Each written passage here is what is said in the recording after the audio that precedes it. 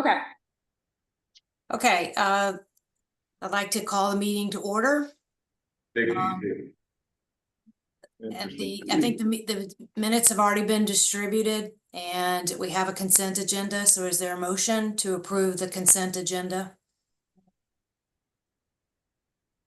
Motion to approve the consent agenda. Okay, we have a motion and a second. All right, so approved. All right, so I think the next item on the agenda is our financials, I believe. Yeah, it's member comments, but we can move financials up so that we can get that out of the way if we'd like to. All right. Yeah, let's do that. I don't know. I like being referred to as getting out of the way, but okay. Hey, we need it. How about we put you last? You can sit there all day. I cannot believe that y'all are not excited about my reports. We're excited to hear that the audit's done. Is that what we're going to hear, Leanne? No, you are not. I will say that I thought I was through with Duncan, but he just sent me an email. He's got one more thing he wants. So I think I've gotten everything that he wants, and I hope it's through soon. I want to start out by apologizing to you guys. You asked me for a comment saying where we stood on the budget on the report, and I forgot it. I didn't do it, so it will be on the next ones. I'll start off with the assessment receivable aging. 1 second.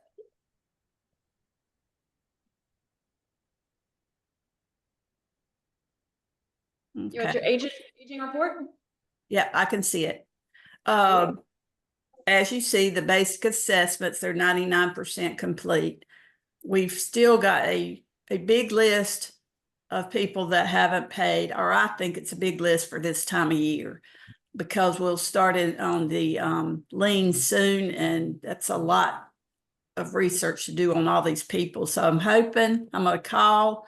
I sent you out a list this morning of everybody that hasn't paid just their basic assessment. That is not their balance. That's just their basic assessment. And I'm going to work on calling them today, this weekend, and Monday, and see if I can get that whittled down. But we're at 99% on basic assessment. The drip lines will not be the next payments in August, so nothing's going to show up there much till the August reports. Any questions there? No, I mean, the list may seem a little bit long, but the balances are all they're 1 year assessments, right? So there's no large balance. Well, I have one person that's got a $4,000 balance, didn't contact me and ask to make quarterly payments, hasn't made quarterly payments. But so see, although that's why I keep telling you that's not the balance. The reason I do just the basic assessment is because we have those quarterly people. I'm afraid I'm gonna miss taking somebody off the report. So if I just use the basic assessment, that's pretty accurate. But we do have one of those people that owes over $4,000. So generally, we're in decent shape. Yeah, the list, I think we are. And Enumerate has changed something about the way they take payments now, and they can do multiple, like if they have multiple properties, they can pay just on that one site, which is nice, and we've been asking for a long time. Yeah, but we're in good shape there. Okay, I follow. Okay. Hey, All yeah. right. I guess the summary sheet, Dora. Leanne, I've got a question. You just mentioned the $4,000 balance, but in looking at the AR report that you had circulated to the board, the largest balance I see is $893 there. Yeah, that's why I keep saying that is just the basic assessment. I sort on that basic assessment because there are so many quarterly people on these drip lines, it would skew it all off. I see. Okay. So that's going to say that even though there are different balances on there, but that's the only big one that I know about. Okay. I'm going to try to call them this morning. All right. I think we need What? to add to the next finance committee meeting. We'll go through that list and have kind of an explanation, and then recommendation on how we deal with a couple of those. Yeah, I agree. Well, and there are a few on there that are frequent flyers. They have liens on them already. They're not going to pay. We may discuss what you want to do about them.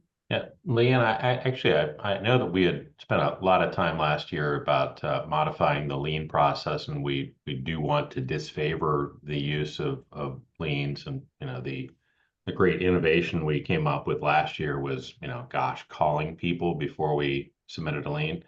But if it's possible for you to generate a list of what you say are the frequent flyers, those who have been persistently refusing to pay, I think that that's a matter that the board should probably consider, and whether to not just go ahead and impose a lien, but actually consider taking some further steps, because if the way the lien statute goes, as I understand, it's only up to 3 years after which we can't lien anymore.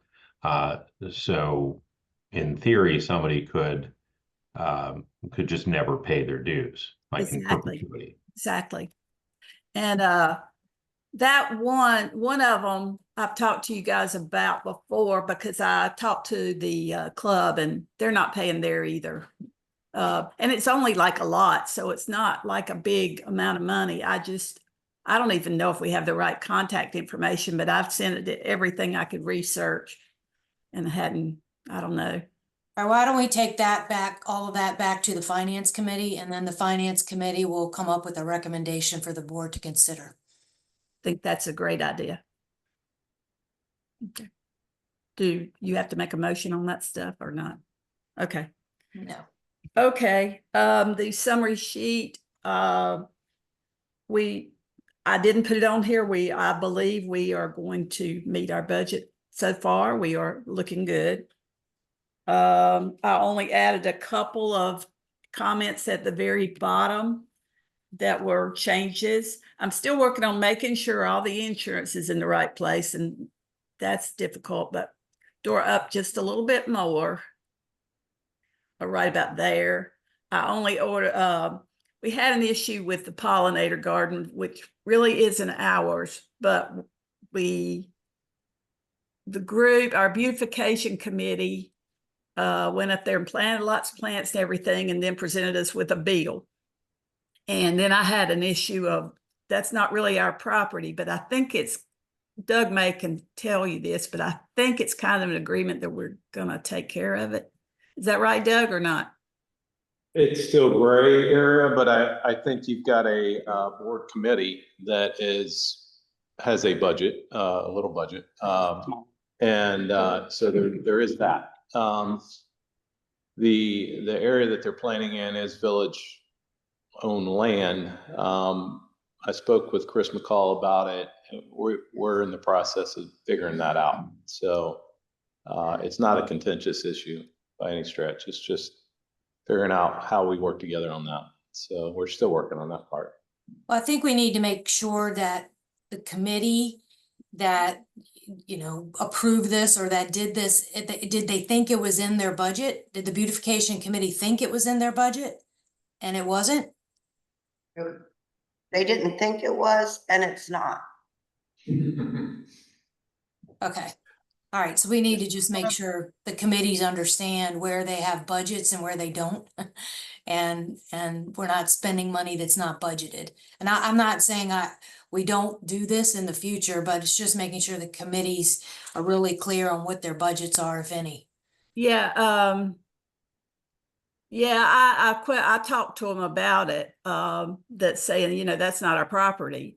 But I told them, then they got all in an uproar. I said, well, you will get paid. I've just got to figure out whether the village pays you or whatever. The village said they didn't have it in their budget either.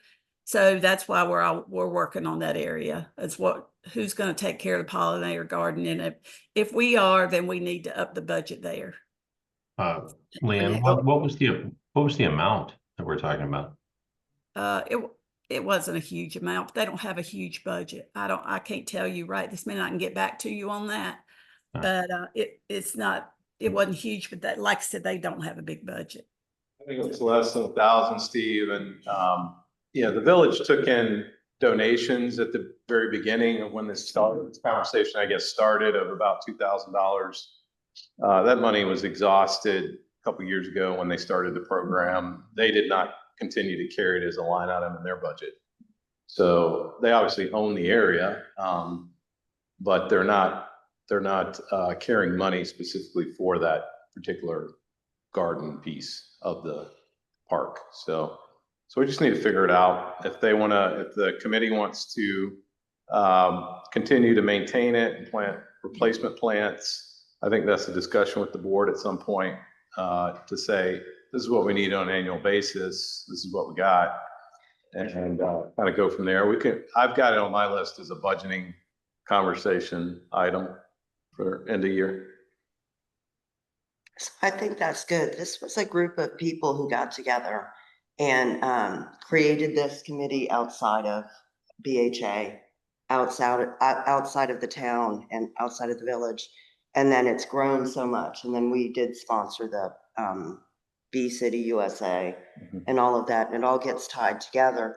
So if the garden club, which is what they are, wants to tie into the beautification committee, then they can come see us and we can look at it. Yeah, there's more than just this location too, I believe. So Correct. there's other areas.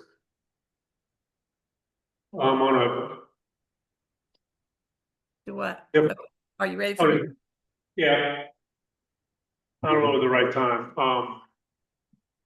Related to the budget, the actual and other stuff going on. I've talked to Doug this morning about doing a projection for year end for our operating, see how we're gonna end up.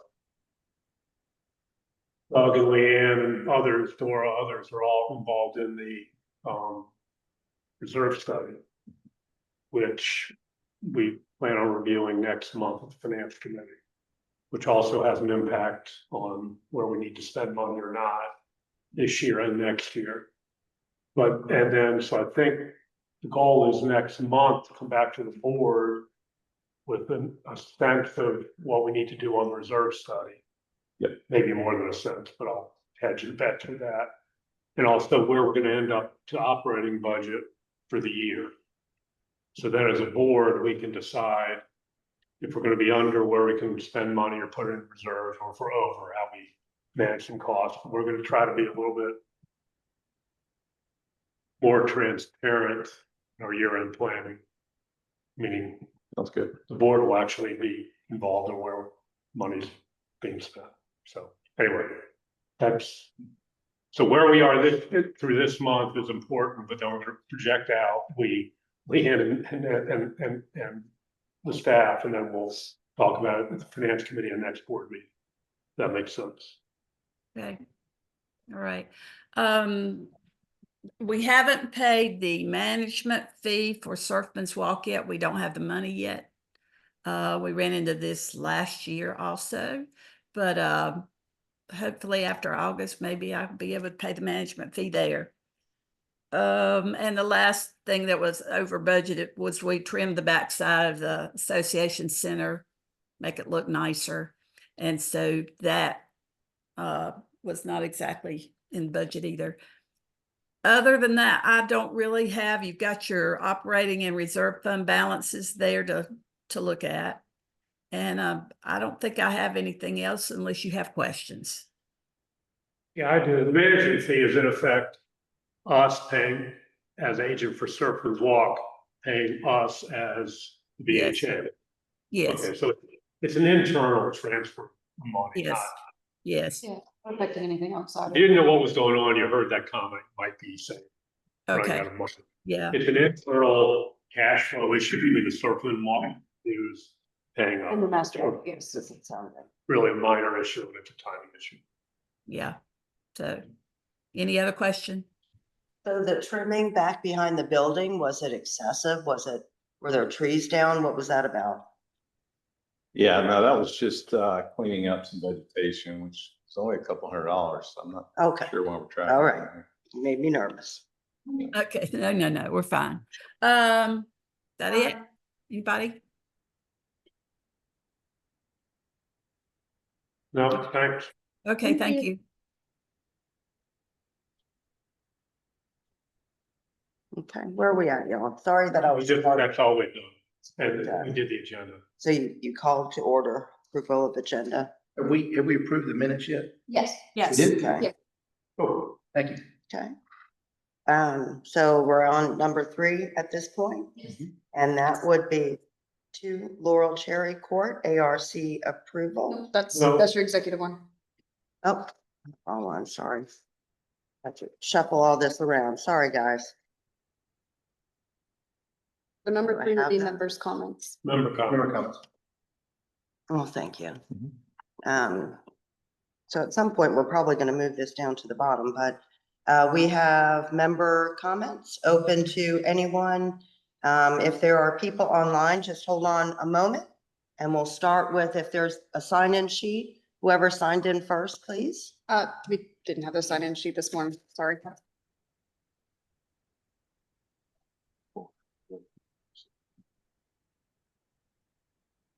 Gotcha. This is, We're doing one in executive as well, correct? yeah. One in executive as well, Yeah. the ARC issue. Here's Susan, executive, not here. Okay. So these two just got mixed up. Yeah. So who do we have first? John. It appears there are no one signed up thus far. Okay. Welcome, John. John Fisher. Thank you. Good morning. Good morning. We appreciate the opportunity to come back. You were gracious enough to listen to us with our presentation. Project we're trying to define. And a little deeper in that, it's actually a legacy project. So it's one that we want to set an example by, and show this community how we can build very responsibly, do a good job.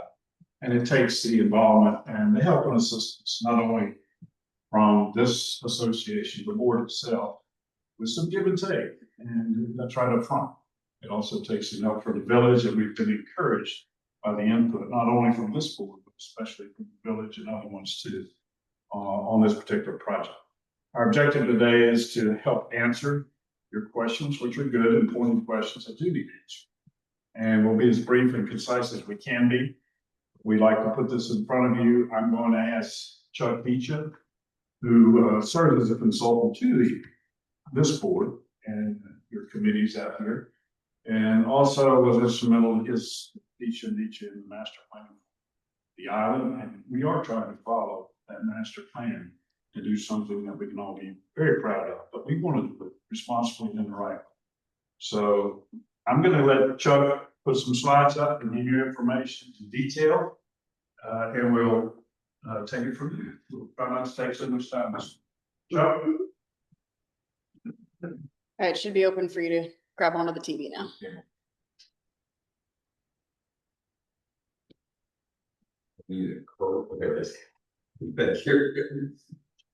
It's right there. I didn't know we had games.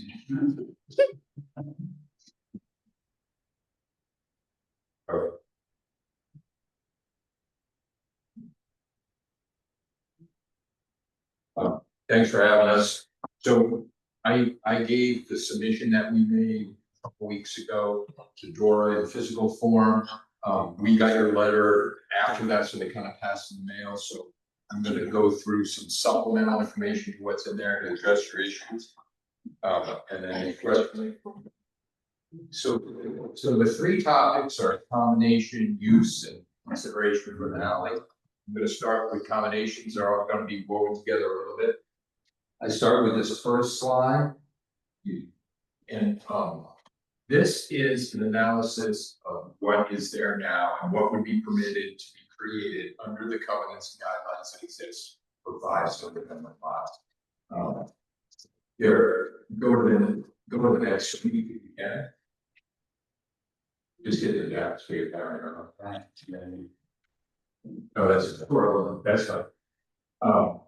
Can you see that okay?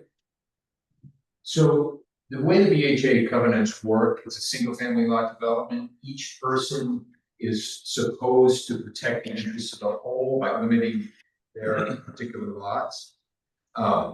So by the guidelines, bulk and mass is limited by coverage.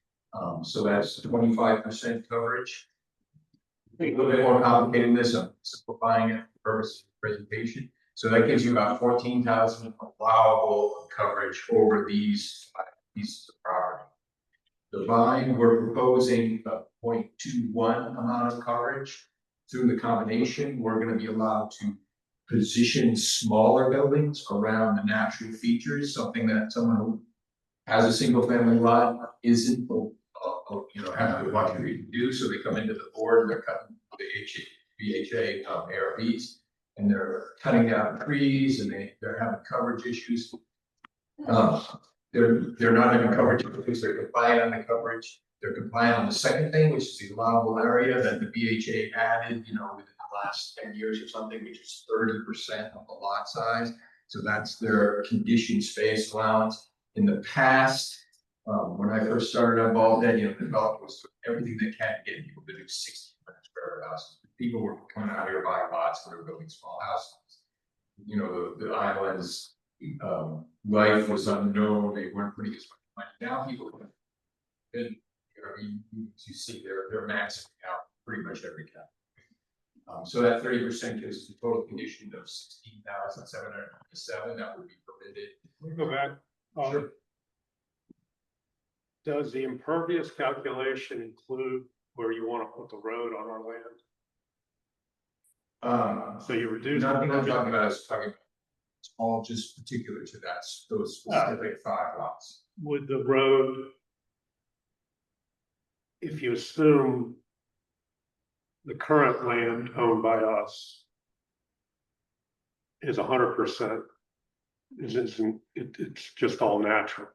Right. With adding that road, what would you put, if you had the then total property, what would the impervious coverage be?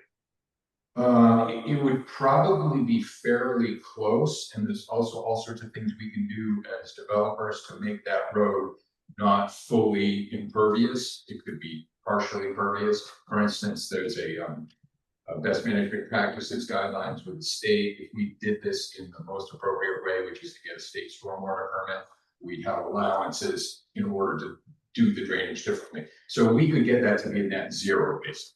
Is it the best surface for long-term maintenance? Maybe not. So we could easily get that to conform within a 25% coverage. Okay, I don't want to get ahead of ourselves, but basically talking about impervious coverage in trees, when you want to then pave a completely wooded area that today would never have anything blocking water. I mean, that, if anything, that needs to be the land you have plus the land you want to acquire.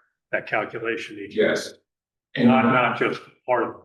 And to add to that, if we were to gain common ground and be able to do the alley, the next best thing for us to do in development is to go through and survey that to the extent that we've already surveyed this lot, because there's probably trees on there that we don't want a road to go right through. So we'll want to position that road in a way that we can preserve trees.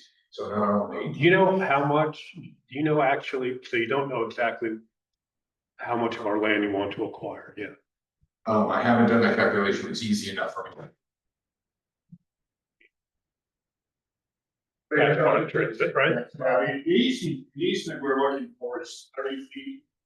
And 30 feet would accommodate the right of way easements to take traffic off of Muscadine, et cetera.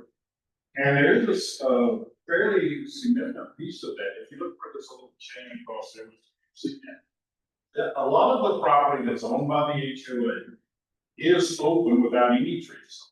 And that's what, honestly, that's one of the reasons we took a look at that and said, here's an opportunity. If we can work with the association, we might be able to pick this land up. It saves trees if we replat this. It also keeps traffic and congestion and safety aspects in mind for us. And a lot of it's already open back there. I know, Christine, I know you've walked through there and looked at that. There's a lot of that open land already. It's not a lot of trees affected by the easement we're looking. That'll place for the infrastructure. Yeah, I mean, it would probably be helpful if you want to acquire some of our land, you can say how much you want to acquire. And we're gonna talk about that in what we have, not to put you off. We're gonna talk about it. I was focused on the impervious coverage. We would, it is our commitment that we would look at holistically whether the alley is in or not, over the whole tract. We didn't assume that we would use leftover, non-used impervious on that alley to do a greater development of architecture on the tract of land. We're trying to meet the mass and density requirements that exist within the covenants now, just on that whole spot. No, I understand exactly what you're doing, but you ignore where you want to hit on our land. No, we're getting to that. No, your calculation. Right. Okay, Well, no, I think I know it. can you go back? Yeah, you can get that. So the 30% would allow a total condition area of 16,700.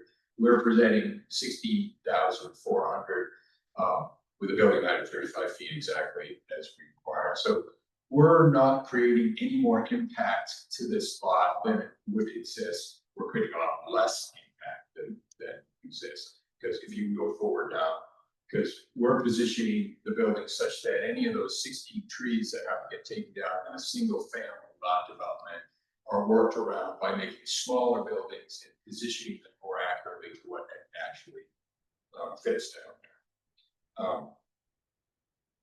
I'm going to go next a little bit to the, if you can go forward a little bit more. Next slide. I'm going to start talking about use a little bit. I'm going to come back to the combination. The combination is the key thing that allows us to have this flexibility. The planning that was done, in 1980, they didn't have the benefit of surveys. They were just trying to harvest the land. It's very much a 1970s approach. This is a much more progressive approach. It takes a lot more time and money. Imagine doing this for the whole island. That's why it's done. In terms of use, we're not asking to change the use. This is a residential project at its base. That's the primary use. We are asking this board to give us the permission to incorporate an accessory use, which is the office space. This is traditional kind of planning parlance where primary use is what the use is for the whole lot. The secondary use is some other use that's associated and compatible with that primary use. If you go a little bit further, so this is the first level. Okay, that's actually, sorry. So this is the first level. So the white garage is, the orange is, the yellow orange is the office space, and the red is the housing. So keep going forward. On the second level, it's predominantly all housing with crofters in the back. Keep going. Crofters, great advantage for conditioned square feet with less footprint. This is just the topmost floor of the units. One more population. This is just to kind of zoom in of what's already on the drawings. So our total residential use, and I'm lumping in condition, garages and porches, all those things that are permitted within the guidelines of covenants now, is about just under 18,000 square feet. It's about 80% total physical development. The accessory use then of the office is about 45 square feet. That's about 20.5% of the total use. So it's really a perfect example of where primary use and accessory use under typical planning would be used. Now, the covenants used to have provision for accessory use. If you actually look at the line of covenants, they still mention accessory use. Through the amendments over the years, that's changed. The covenants, I'm not a lawyer, just an architect, but the covenants don't seem to really say anything specifically about those uses. We think it's appropriate for this tract of land, given where it is. It's certainly appropriate to the zoning code, which does deal in the world of primary and secondary uses. Let's look at the last one here. Looking at the alley right away, I know we understand that we're taking some of your land, and I wanted to reassure you again that we've changed this now to 30-foot right away. That's consistent with the village standards. We've increased the size of the use a little bit, so it's a 12-foot paved area, and that's all on this chart right here, which is required by the village for traffic passage. This meets all the rules, so it's a little more land than we were asking for before. The distance between the closest house there and the closest place a house could be on that unbuilt lot on Laurel Cherry, you know, they're 124, 120 through the woods from the distance to our closest building. So it's a huge significant. What about the lot over by North Baldhead Pond? Which, I'm sorry, Isn't there a house up on the top? there are two houses up there. You can see it just peeking through up there underneath July right there. There is a lot, built house right there. See right up on the top. So actually a vacant lot by that second house. Who owns that lot? There's. Lot, their house, it is a break barrier into which we're respectful of. Chuck, are you slated to go in front of the village planning board at all? We did. Yes, we've submitted, what we submitted here, so we're all on the same page to them. Haven't heard back from them yet, but they've been positive. They've given us a list of things that we have to achieve. Is one of those things, contacting people within a certain radius, that own property there? I think it is. When we Okay. went before, You submitted everything to David Ray, head of the planning board. Okay, all right, I And, did not he know is that. Very has provided us consistent with every message we pass. their zoning code is a little bit more technically written as if you're going to develop lots, whereas your set of rules are all predicated on the fact that these are already existing as single family lots and it's a contractual agreement that you're gonna do a certain thing on these single family lots. So they're a little more capable of handling it or working with it, I guess.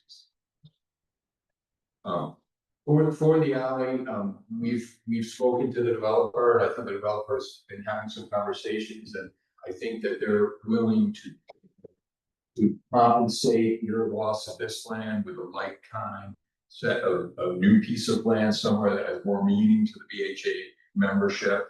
I don't know specifically what that would be yet, but I know there's some tracts of land that they mentioned that they have that they could make work for Hey, each. Chuck, can you clarify developer? Because you guys are kind of the developer of this. Are you talking about? Oh, I'm sorry, limited. Limited. Morehead Limited has offered their support and effort. The conversations have been held with Christine and Doug. We understand asking for an easement for right of way. There needs to be something that can be of value back to the homeowners, property owners, for the HOA. We are in discussions where we can provide some value to property, be income producing, for example, like expanding road parks, things like that.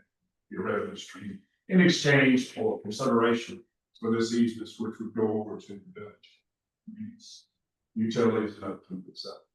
The other thing that I think could possibly work out to the association's benefit is that right now this land has, I think, what I understand is a general easement over for access to service the utilities out there. So it's a little bit indiscriminate. Now, with this being a defined specific right of way, access would be through that point. So there's no chance that, you know, someone needs to go in and cut through some of the, it will truly preserve that dense area right there. I don't know the specifics of how that would work, but I've been told that that should be able to be doable such that that right away then becomes the villages, and that's the only public or utility access through that space. So I'm confused. Chuck, Go ahead. yeah, I'm sorry. Nikki, this- you go ahead. Thank you. And it's very difficult for those of us remote to hear, so I apologize if I'm asking a question that you might have already addressed. I want to understand why we keep hearing it's an easement for the village, because it appears to me it's an easement for the Vine, and the Vine's use by its clients and its tenants. So I'd like to understand that. And I want to be clear too, that what you're asking for is really this 30-foot easement with potential consideration associated with a land swap that has not yet been defined. and that it is your opinion that this is within the scope of the covenants because it's not changing the zoning of this particular tract. Am I understanding correctly? I think so, yes. The reason that we're doing the alley is really kind of twofold. One is to clean up the curb cuts on Muscadine Line such that all services and vehicular access and garage use can come in through the back. So we avoid that unsightliness on the back. It's my understanding that would actually be a title right away to the village, so the association won't own the land with village having a right over it. Wait, that's, what did you just say? Where is this land going? Or title? Well, that's my understanding. I might be incorrect that right of way would be a true right of way as if any other right of way. That the association won't own that, the village will end up. No, I understand, there's, well, That point is what is confusing me because it seems it's the Vine's right of way and the Vine would be responsible for maintaining the structure, not the village. The information we have from the mayor and the village and council is if, this is exactly what was presented to us, if you will put these utilities back and get access to this general right of way, build it to our specifications, meaning the village's specifications, just like the alleys and so forth that were in other sections developed on the island, we, the village, will take that, maintain it to the proper standards, and it allows us, again, to keep safety aspect of Muscadine and without all these cuts. It gives us right away for the utilities, which then can't be come in later and say, well, we want to do an easement right down through the middle of this. That would set the easement for the utilities. It would set the alleyway, which the village has said we will take and own and maintain, or own or not own, maintain all the maintenance for that, and it allows us to supply utilities, or keeping all that off Muscadine. And by using that fact use it does allow us, if we plat this way through the planning board, it's multifaceted. We need everybody's help on this. We really do, a little bit from each. Then, if we have that use in there, we're saving these trees from putting the curb, the aesthetics are preserved on the front, the safety aspect, more trees, and the village says, we will take it, we will own it, maintain it. However, we're going to work that deal of land. There is benefit to the HOA where we can arrange valuable property that can be income producing. So and we don't know the specific answer from ownership, et cetera, other than the village says, if you have that alleyway, the village is willing to quote unquote take that alleyway and maintain it to village standards. So, and I don't know how to explain that any different. Yeah, can I ask? They've never not done what they said. To my knowledge. Looking at that map, I just want to be clear. You have Edward Teach Extension there. Isn't that where, right now where the utility line goes is directly across from Edward Teach Extension up to that cul-de-sac? Isn't that? I think there's utilities down here at the Edward Teach Extension is all the way over here. See that dotted blue line right through there to the north of the 4 building right there? That is an easement right now across this property that allows, I think, water and sewer is going through there and back through Muscadine Woods, that cut that they just.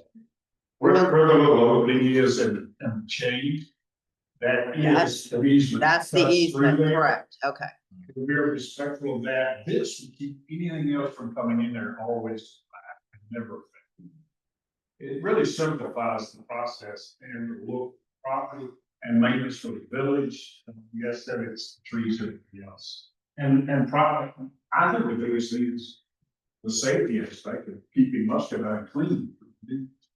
Okay. So we need to. And we would submit this to the planning board and to you if you were interested, because large, there's telephone, there's a lot more utilities, and if I know bulkhead, they're sneaking in complex ways that we don't really know yet. And so should we get permission to proceed with this, we'll have those all located. We'll have to deal with each one of those providers to make sure that we know where they end up as an appropriate location. That's pretty typical. Chuck, one quick question / clarification, I think kind of piggybacking Vicky's comment. The road as it sits now is on BHA land. The ask is to create that right of way, build that road. That right of way and road would then transfer ownership, kind of like the alleyways have done between BHA and the village. Is that? That's right. Okay. So the transfer of ownership would in essence be from BHA directly to the village as a. Is that the idea? Yep.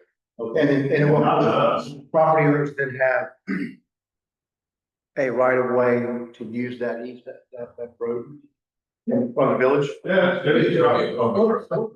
And again, I don't know if you guys can speak for the village, but what is the advantage of the village for taking over and maintaining that? Or for the access for the garbage, the access for the utilities, the fact that it is maintained, it's village owned, if you will. Just the same, it's the same principle, if you will. The other alleyways that when originally done, we should have made these that the village owns and maintains, and this is the case. We're trying to stay ahead of the curve here and say, if this easement is granted, that it will directly go. You don't have to go to each homeowner or each property owner. Let's say, okay, is it built to standards? You have to get to Sally up to standards for the village to take and maintain, which happened in previous situations around the island. So We're trying to minimize that at the request of the. legally though, it would not be called an easement. I think We would no longer own it. No, yeah. We'd be selling it, so we would lose all responsibility. It'd be a newly platted. That's right. The Okay. idea is that you have no responsibility. You don't want to. Granted, and again, we're trying to be cautious about publicly saying, we'll give you these 2 lots. We've been cautious and said, the developer, Barhead Limited, has had discussions and is willing to work with the association. What if they offer? I didn't even know they were involved. They came to the first meeting as well. Yeah. And I was on the chair and all of them work. Yeah, I know. What if they He's offer? offered some, tracks. That's not a big deal. But it gives you expanded. You're right. Yes, build out. Well, yeah, we can also, we could build a boat park probably where you want to take over for this land too. I mean, I'm not. John, how long is that strip of 30 feet? let me see, it's probably about 350 to 400 feet long. Yeah. Yes. 350 to Yeah, 400. so if you took 400, well, let's just take 500 by 30, and that's 50 square feet. Okay. That's probably a reasonable estimate. I can give you the exact number. Okay, I just want something. The way you pull. I just want a ballpark. That's When all. you pull this. All right. If you walk in there, you will see a lot of that, so you need more. Okay. So it's. Why do the Mitchells want to give us their land for your property? I think it's for them a legacy because this was always their plan. As I told you before, when my first day here in 1990, I was working on the master plan for all this commercial area here. And that was always going to be a takeout for that land to be a transitional kind of mixed use consistent with where the zoning code was written. The zoning code was written in 1990s, mid-90s sometime with that NC designation for all these spots. And it stayed that way, kind of dormant for all this time because the developer ended up not wanting to do it. He then had a joint venture partner that went out of business. Took him a while to get that land back. By that time, he was, transitioning into selling off assets. That's when the legacy group bought and I think they're for trying to fulfill that original plan. So they're giving you land for their legacy. They're not involved. They're not giving us, they're offering you. They're giving away their land, for your benefit. for the benefit of the island. Plan. Okay.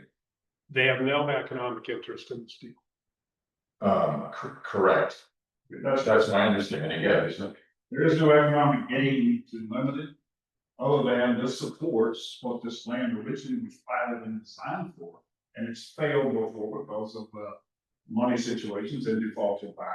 We're trying to follow through with exactly what was intended, and you're correct, everybody's correct. It's a different animal because of the way it got zoned and all. And you're. When was it zoned this way? And why wasn't the HOA? Why wasn't our guidelines on it consistent with what the zoning was? No, I can't answer that I question. don't think either of us have an answer. That's what I was saying. Y'all need to give some comments. When was it zoned?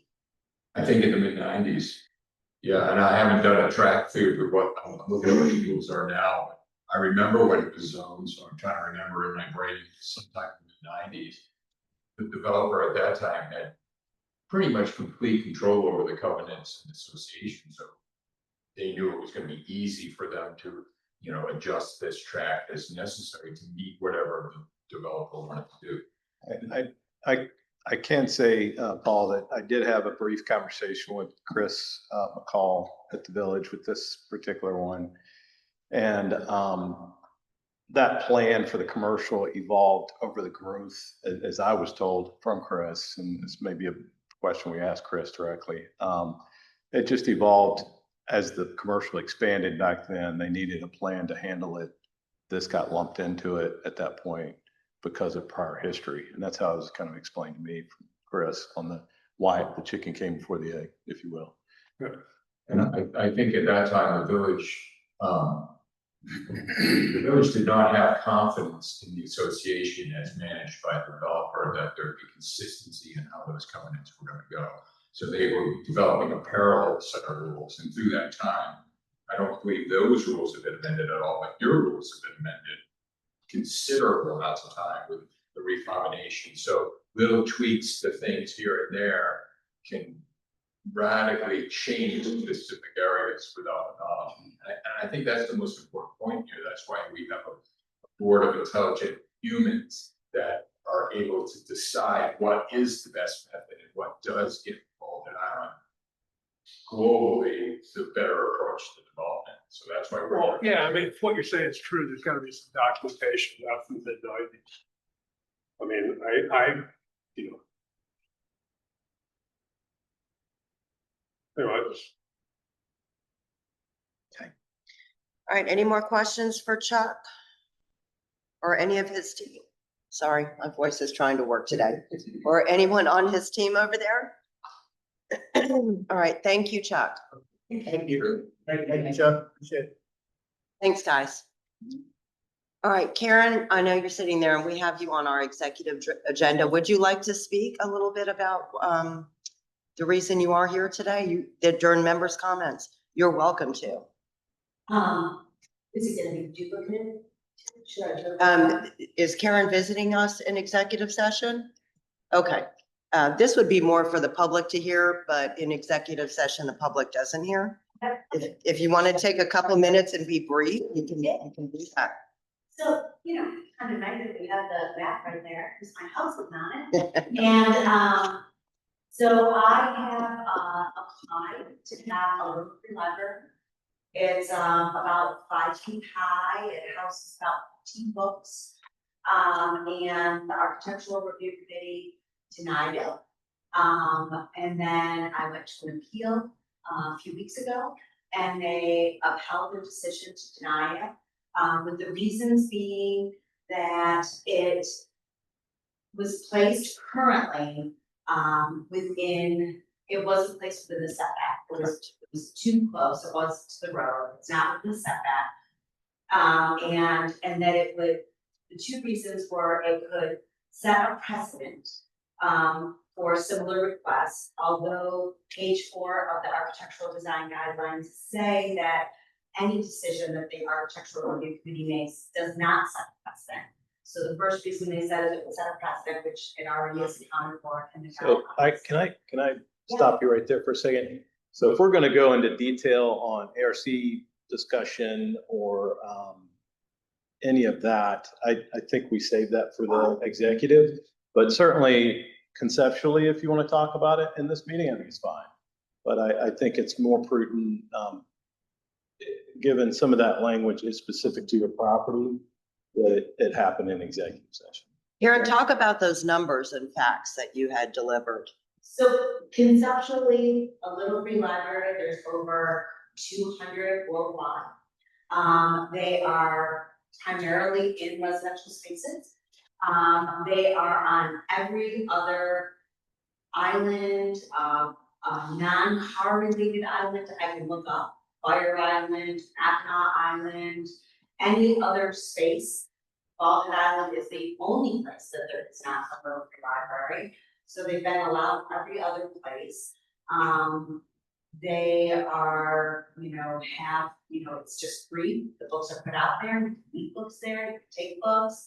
I have been filling it with books myself. I use some backlist books, but a lot of current contemporary titles. And the purpose of that is to build community, to have it outside a resident's house so that you engage with people in your community and talk about books. That's the purpose of it. And so that was why. Excellent. All right, thank you, Karen. And do we have anyone online with some member comments? No, we don't have anyone online. Thank you. All right, so we are moving on to our director's report, and you all are welcome to stay and continue to join us. It will be relatively quick before we get to executive session. All right, Doug, director's report. My two little slides that we'll pull up. I was gonna say, are you on the news? Yeah. Working on it. There with Ukraine. The new director. Thank you. Thank you. All right, short three, today.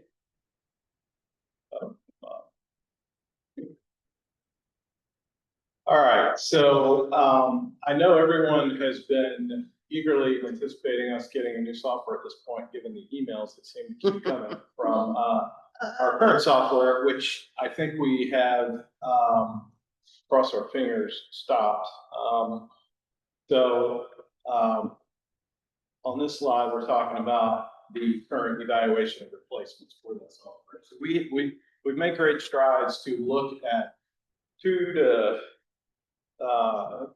at least 5 different options for a new database software for the BHA. And what that entails is basically housing all the owner information, facilitating their accounting process, communications to owners, everything that we would do as a business operation would be housed in the software.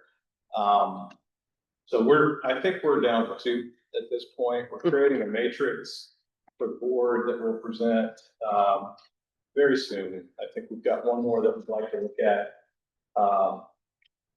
in this week or next week. I believe we've got, and we'll wrap it up. So that process has been beneficial. I will tell you that it's a little murky because all of these softwares are working at a fast pace to merge AI into their softwares, and so we've got that layer of complication that we're dealing with on what stage they're at and where these different softwares are getting tweaked to handle that. So it's been an interesting endeavor because of that. So we're still working on that, and hopefully to get that wrapped up within the next couple of weeks and make a decision. Most recently, we conducted a meeting with North State Bank. Good meeting. That's our banking partner for the BHA. Again, wanted to bounce some of that software compatibility off of them. We don't want to further complicate our lives between current software talks to banking software at the moment. Obviously, we want new software to talk to banking software as well. And so there was a discussion about that and some other things on just making our processes between us and North State a little easier. And so that was a good meeting. So we we checked that one off the list. We completed another round of upgrades to Compass. So we did make some minor tweaks and updates there. And I think that's drastically improved over the past several months. And then most recently, which the board has been presented this, and I'll just keep it at sort of a high level for this meeting. I established some staff goals and a program to facilitate that for our staff. Obviously, we tied an SOP to that, an operational SOP, which basically forms annual goals for our staff tied to objectives of the board established at the beginning of the year. That can be measurable for the staff, and we have some tools that will handle that moving forward.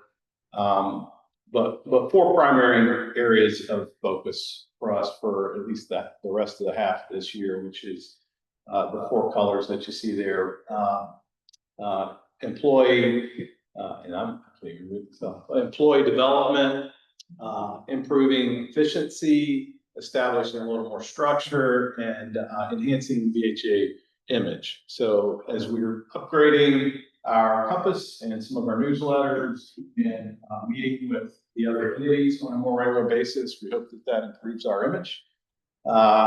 Efficiency, we talked about software, and we have some other things that we're working on internally, like the ERC process that have been rolled out. So we're hoping that, and we have seen some advantages to that in the ERC meetings. Employee development, obviously this goal set gives us a bit more focus on where we can go on an annual basis, from board level through committee level, all the way down to individual staff. And then, the establishing structure is really behind the scenes, us working on more definitive SOPs, some checks and balances on how we processing invoices and things of that nature. And then how software is obviously handles some of that too. So all of that, I think, is a good thing. And we're going to use that tool moving forward to help our operations focus. Next slide.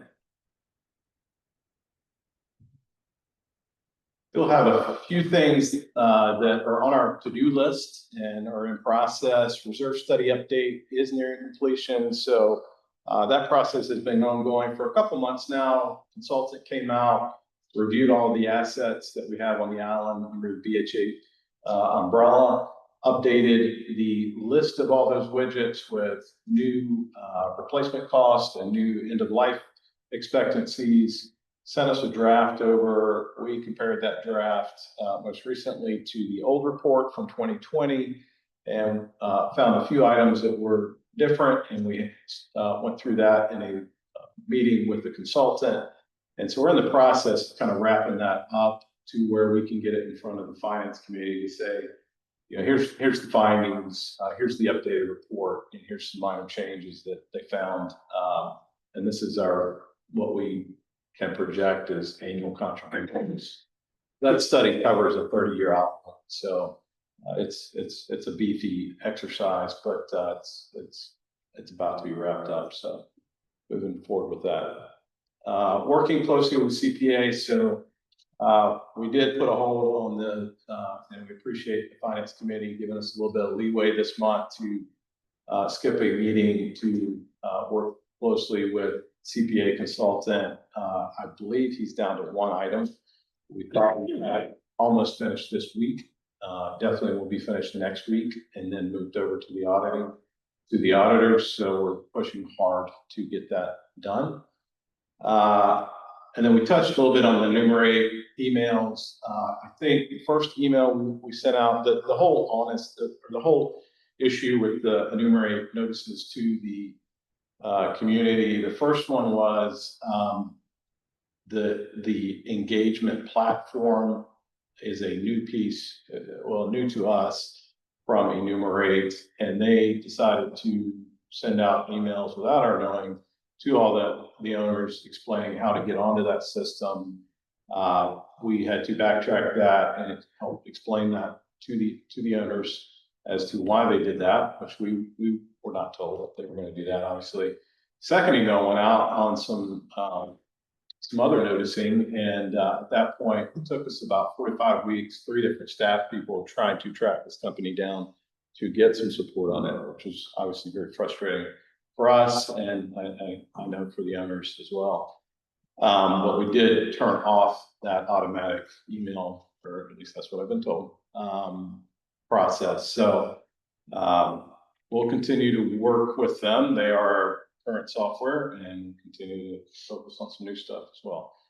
And then boat lease is still on our list. I know that's with the board, and we're working on that together. So we're just tracking that. That's all I have. If there's any questions, happy to take them.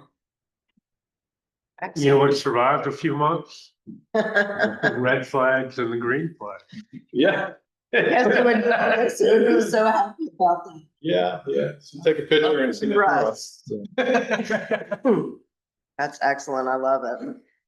We're going to move on to committee updates.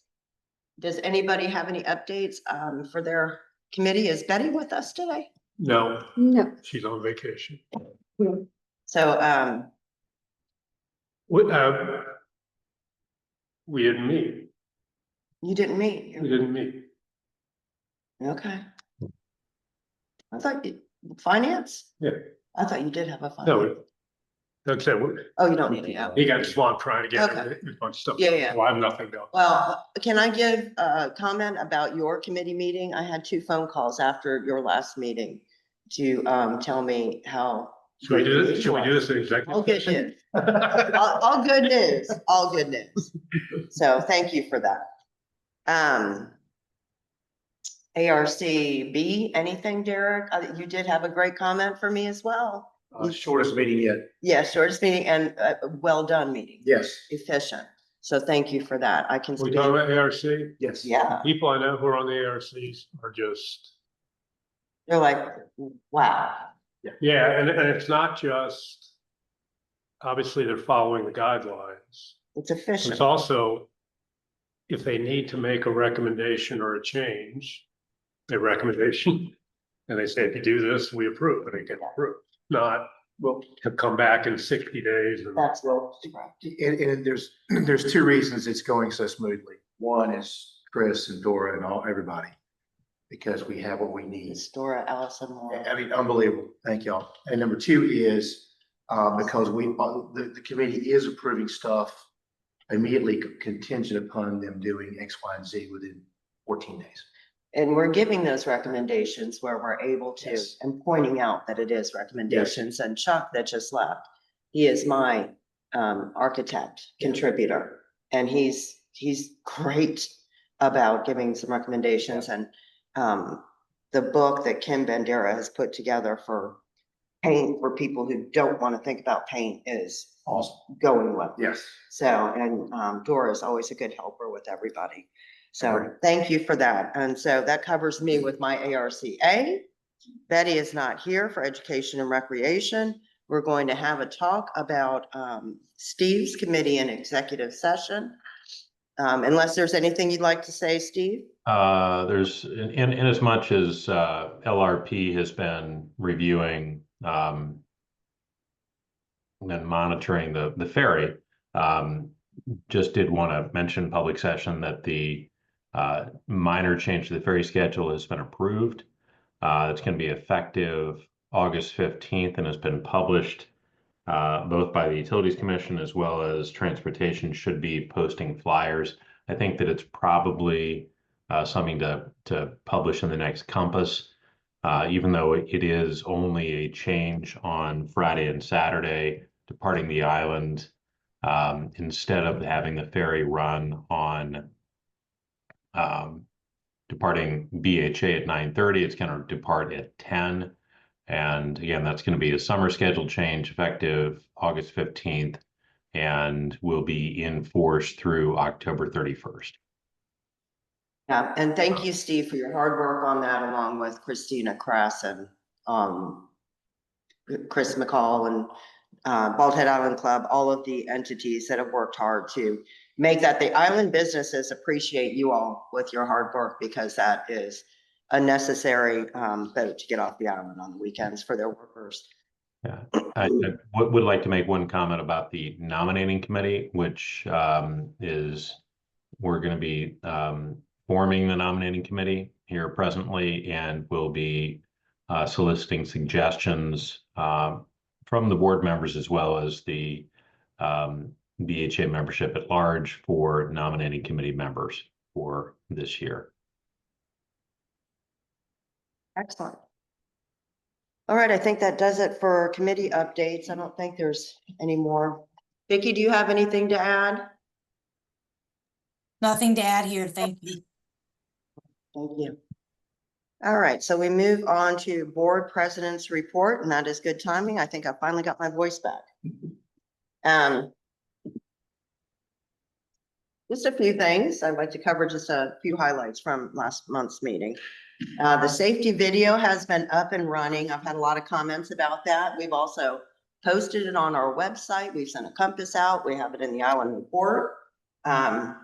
You hope if it reaches 1 or 2 people, it maybe saves someone from wrecking a golf cart or, you know, getting hit because they're walking in the wrong direction, or, you know, pets out without their leashes at night getting sea turtle eggs or whatever else. It covers the gambit. We shoved a lot in there, and I thank Limited for answering the call when I called them and working together with me. I think it's been very helpful. We're going to try to build on that as well. Pirates Weekend is coming up this weekend, and BHA is In a week. In a week. Yes. Correct, yeah. This is coming up weekend. To me, it's already Pirates Weekend. I'm working so much. I know, I didn't want, That's the reason I'm I probably. didn't want all the people watching online to think it Yeah. starts today. Yeah, you correct the bear situation, you correct pirate. Thank you. Good idea. So yeah, they get in next Friday, not today, a week from now, in the evening, and they'll be running crazy all over the island. Then a full day Saturday of pirate fun, and then the pancake breakfast at Jules on Sunday morning. Go to pirateinvasion2025.com for all your information on that. Doug has already covered enumerate and engage. It's good I'm not talking about this because I'm furious about the whole thing. I think I get more texts, emails, and phone calls over this every time. Select people end up getting hit by this first thing in the morning, and it's not the way I like to start my day. I feel bad for everyone. I don't know what this is about. It reminds me of real estate days with archaic companies, and you have to be with that company. And Doug's doing his absolute best along with Dora to try to move us on. And I love that you're talking to the bank. I wouldn't even talk about that, of course. That's a good idea. Already covered ARC comments. I have gotten so many calls from people that it's running smoother. Of course, I'm talking about some developers, builders, architects, and that type, that they're happy that our team members are engaging with them, helpful, and they're enjoying the experience a lot better. Tailing off of what Doug said about the compass, I've had several now comments from members, friends of mine, and people who have been critical in the past. They're enjoying this new layout. It's user friendly, so that's positive, and we're going to keep moving forward. Can I say something? Of course. I've been really critical of the communication of the BHA in the past. And some people consider me a little grumpy. I consider myself just direct, and I've sent us an email. The compass is so good now. And obviously you guys can make it happen, but the improvement from where it was to where it is now. The articles are interesting, it's clean, it's easy to read. It's exactly where we should. So Paul and I were striving for that from our first meeting. Yes. About bringing it into this century. Yeah. No, it took a minute. Really, So we can still get better, but it is really. It's always an improvement. kudos to the crew, and Doug, you have been a big part of making sure that you're keeping things fresh, and fresh eyes are an amazing thing. You know, we get used to our own mess and clutter. So he's decluttering us right now, and I love it. Bit of bad news, and I'm just bringing it up. We talked further about this in executive session. We have a rash of clear cutting going on all over the island right now. I don't know what's happened, why people think that this is acceptable, but it's not. And, you know, it's not allowed. And anytime you're doing, you know, just check our website. You can see what you're allowed and not allowed to do in your yard. And for the love of God, you cannot cut things down on the golf course or the BHA land. That's, you know, you can't cut it down on your land without permission. You certainly can't cut it down if it's on our land or the golf course land. So keeping that in mind, and Pam Rainey's been a big help. I make a phone call or a text or an email, Dora included, and they're out like that, trying to stop these people, you know, if I happen to see it while I'm out and about. Don't always get to stop them until the damage is done. But that's not, we bought here on this island for the lush, beautiful island that it is, not to cut down all of the understory and the trees and the laurel cherries and the palm trees, palmetto trees. It's just a shame. It hurts my heart. Christine? Yes. Point of order on that. This is something that we can discuss in executive session. I know we've had some discussions about it, but I wanted to mention it here that because these are public violations, even though any violations have typically been discussed in executive session, I think that there's some details that can remain in executive. Any public violations, I think we should consider the extent to which those should be raised on the public session calendar. Okay. I like what you're saying, and so can we discuss that further, since we are covering quite a bit of that here in executive session coming up. Then we can have some clarity with that. Thank you, Steve. We are, again, fully staffed. All our team members seem to be bright, happy, chipper. Every time I see them, I'm so thankful. I think Doug has brought also a good, fresh attitude here. Every time I stop in to sign a check or pick something up or do whatever, everyone's happy and working together. Dora, I wanted to mention this because Dora was a big part of that. Dora covered many jobs before we were fully staffed. And she is finally, congratulations, you get to do your job. And we're happy for you. And I'm not here every day. I mean, there's a week, almost a week goes by and I'm not even coming in, and I'm like, wow, this is different. Life is good here. Everyone seems to be happy. You know, I'm so grateful. I really am. You got us through this. And of course, you know, you have the support of this one right here, which he's been incredible. I'm so grateful. He settled in nicely as well. And again, I talk about the fresh eyes, and I love walking in his office, and I'm like, are you actually working? Because I don't even see a file. It's amazing. It's everything's fresh and clean here. People like that make me nervous. Oh no, I'm like, where do you hide this stuff? They'll make you do that. But we're all grateful. We want everyone that works for the BHA to know that your board appreciates you every day. You make our jobs easier. And so thank you for that. And really that's it. Yeah, we already talked a little bit about pollinator garden. I was going to touch on that, but we as a board need to look at that a little further.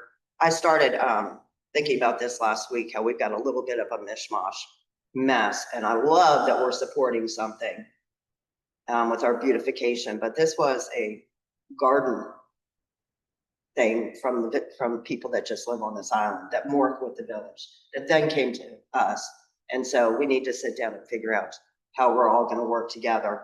And, you know, we can't, I don't mind footing a little bill. We can't keep footing bills until we get something organized and together.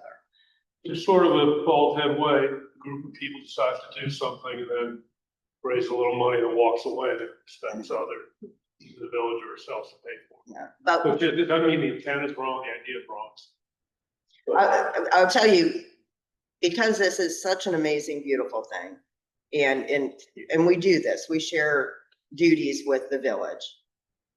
We just need to, and they are irrigating it, but anyway, we'll get all into it.